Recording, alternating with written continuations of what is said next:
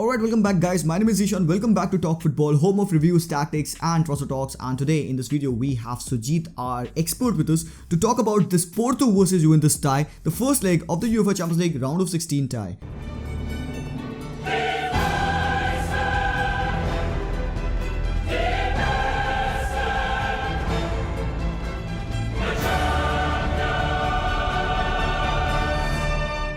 Sujith, so what are the newses on both of the teams? Porto doesn't seem to be missing any first team starter except for their left back Zaidu Sanusi. He seems to be injured with no expected return date. He's been injured on the 9th of February. Other than that, their entire team is ready, no problem at all. Juventus have three key players who are injured. So to say, Arthur had a fever on the 7th of February. I'd expect him to return. Aaron Ramsey has muscular problems from the beginning of February and there's no return date, so I don't really expect him to be back. And Paulo Dybala's return date after his January injury is supposed to be 13th of February. 13th. Although he'll be back, I don't expect him to be a starter because this game is going to be his first game post-injury. After coming back from a long injury, right. And if you take a look at the form of both the clubs, Juventus stay at third position in the Serie A and they have been doing good. They have just one loss in the past 5 league games. And we were talking about how Pirlo would be doing at Juventus, but he had a bit shaky start in the beginning, Sujith, right? Yeah. But so, now he has recovered pretty well. I'm pleasantly surprised, to be honest. I mean, I respect Pirlo as the player. He was one of the greatest midfielders ever. But to become a manager, you need a bit of a stepping stone to get into it. Every manager comes from a lower. You take any of the old players who become managers. Ole has managed at Cardiff. Lampard now gone, but he's managed at Derby County. And every player has been managing at different clubs and they worked their way up. Pirlo was thrown into the Juventus first team straight away. He got his license, was supposed to manage the youth, but Sarri got fired.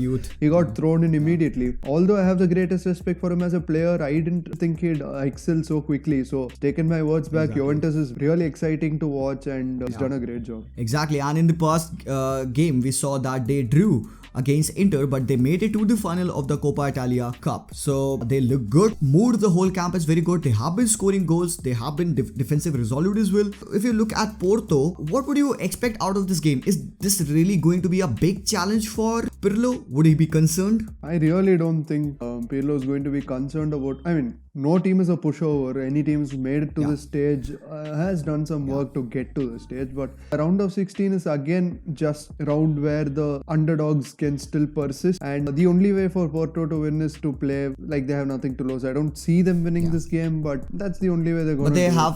They have the first game at home and Juventus will be playing away. So I think that Juventus might be wanting to grab a couple of goals back to their stadium, right? They'll definitely want to do that, and they'll have to capitalize on Porto's individual errors in the defense because in the last 2 games they have 3 red cards and they've conceded 2 goals, 1 goal. They've not been at their best. In the last few games, they've drawn thrice and won 2 compared to Juventus. Other than that 1 league loss before their past 6 games, they've drawn once, that is the most recent game, but they've won 5 of those games. So they've been going on a very good run. I'd expect them to continue. And the thing is about Juventus's form. Juventus's table position is 3rd, but don't mistake it because AC Milan and Inter have been going really at it from the beginning of the season.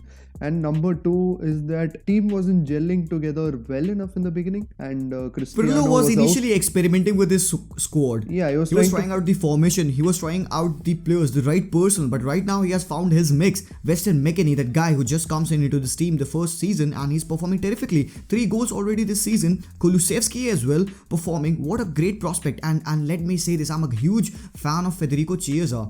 5 goals alone in the league this season and he such a great work rate. Love that guy whenever he plays. And definitely Cuadrado. Look at the form of Danilo. He's been so solid. If you play him on the right, he'll playing good. If you play as a centre back even. So such a versatile player. The whole team is great. Now Dillet is also back. Demiral, Bonucci, Cellini, everybody's back. So you look at the midfield, it's resolute. Look at the setup plan by Pirlo. That's very clear in the people. They know what they're gonna do. And talk about set a plan, talk about goals, you only talk about Ronaldo. He has been scoring for fun, 16 goals in Serie A, and what a guy. I mean, you have 36. no words to talk about Ronaldo. I mean, when you make a video like this, there's no point of talking about Ronaldo or Messi because you will run out of superlatives to describe them. Exactly. You might want to talk about what they're surrounded with to see how they might go about what they're going to do, because you know they're going to get goals, you know they're going to get into the positions that benefit them the most. You want to see how they're going to do it, because Ronaldo is good enough to get in behind the defense, get the ball, get a one-on-one chance and score, draw a foul and score, or be the target man, you know, get the cross in, be the radar for that cross, head it in. He can do all of it.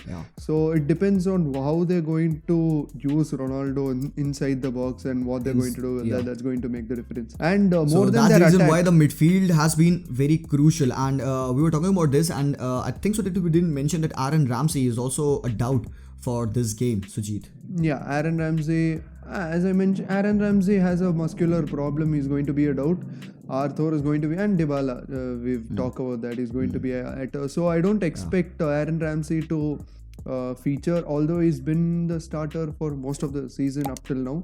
I don't expect him to start there. So I think Chiesa, because he's been used to playing at the left mid and right mid, he generally starts at right mid, but I think he could be used at the left mid position. Yeah, in the initial days, Federico Chiesa was starting as a left wing kind of role, LM, but since the return of Cuadrado, since he has been playing so good on the right hand side, so we can see midfield of Bentancur and Rabiot. Weston McKennie can feature, but I'm thinking that Rabiot and Bentancur might play in the midfield along with Cuadrado.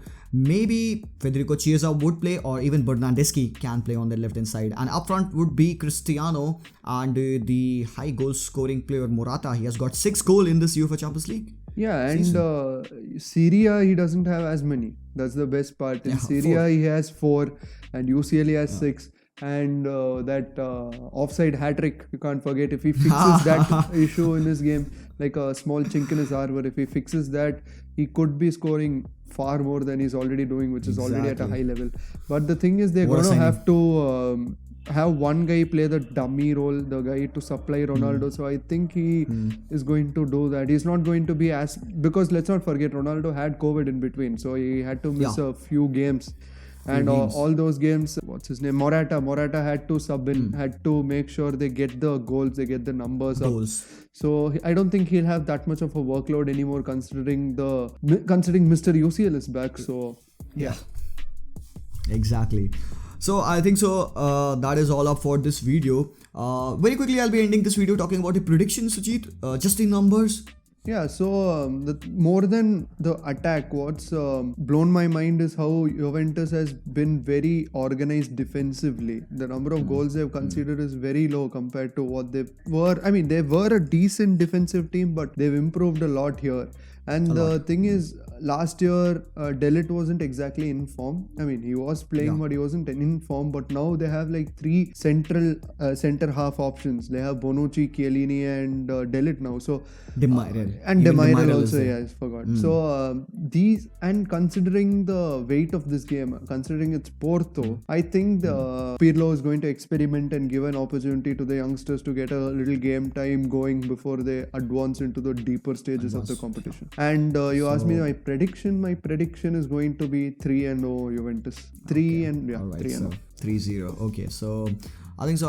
I'm also gonna say that 3-0 for Juventus. And that is all up for this videos, guys. So if you like the analysis, please leave a like, subscribe to the channel if you're watching us for the first time, and let me know your thoughts in the comments down below. I'll see you guys very soon into my next video. Until then, as always, peace out. Peace out, Sujith. Yeah, peace.